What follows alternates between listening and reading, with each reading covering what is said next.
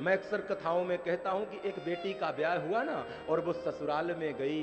गांव में ब्याह हुआ था, गांव का वातावरण तो ग्रामीण था। तो कहते हैं एक बर्तन था, आग में उसको चढ़ाती, उसमें रसोई पकाती, और जब दूसरे दिन उस बर्तन को मांजना रहे ना, तो वो बेटी जो थी उस बर्तन को अंदर तो साफ करे, लेकिन बाहर उसमें राख और मिट्टी नहीं लगाती थी। एक दिन उसकी सास ने देखा कि बहुत दिन से मैं देखती हूं एक बर्तन है, उस बर्तन को ये मेरी बहू मांजती तो है, लेकिन अंदर वाले हिस्से को मांजती है, बाहर वाले हिस्से में राख और मिट्टी नहीं लगाती है। तो एक दिन बहू को बुलाया इस सास ने, शायद वो सास रही होगी, बुलाया और पूछा कि बेटी एक बात तुझसे पूछूं? पूछो मां।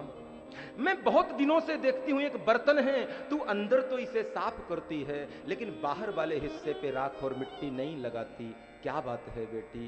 कहते हैं बहू की आंख में आंसू आ गए और नेत्र सजल हो गए, और बहू कहती है कि मां, इस बर्तन को मैं अंदर तो साफ करूंगी, लेकिन बाहर राख और मिट्टी नहीं लगाऊंगी। क्यों? क्योंकि मां, इस बर्तन को मेरे पिता ने दिया है।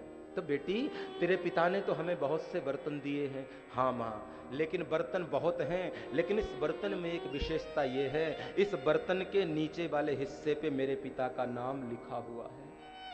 और बेटियां पिता का नाम मिटाने के लिए नहीं, पिता का नाम रोशन करने के लिए पैदा होती हैं। और मां, यदि इस बर्तन के बाहर वाले हिस्से पे राख और मिट्टी लगाऊंगी ना, तो मेरे पिता का नाम मिट जाएगा। कहते हैं उस सास की आंख में आंसू आ गए। कहा बेटी, एक काम क्यों नहीं करती? क्या इस बर्तन को रख क्यों नहीं देती, ताकि तुझे आग में नहीं चढ़ाना पड़े? आहा हा हा। बहू कहती है कि मां, मैंने भी कई बार सोचा ये बर्तन रख दूं, लेकिन मैं बर्तन नहीं रखना चाहती। क्यों? इस बर्तन को जब जब देखती हूं और पिता का नाम पढ़ती हूं, तो मेरे पिता का मुझे दर्शन हो जाता है। बेटी और पिता के संबंध की कोई तुलना नहीं प्यारे।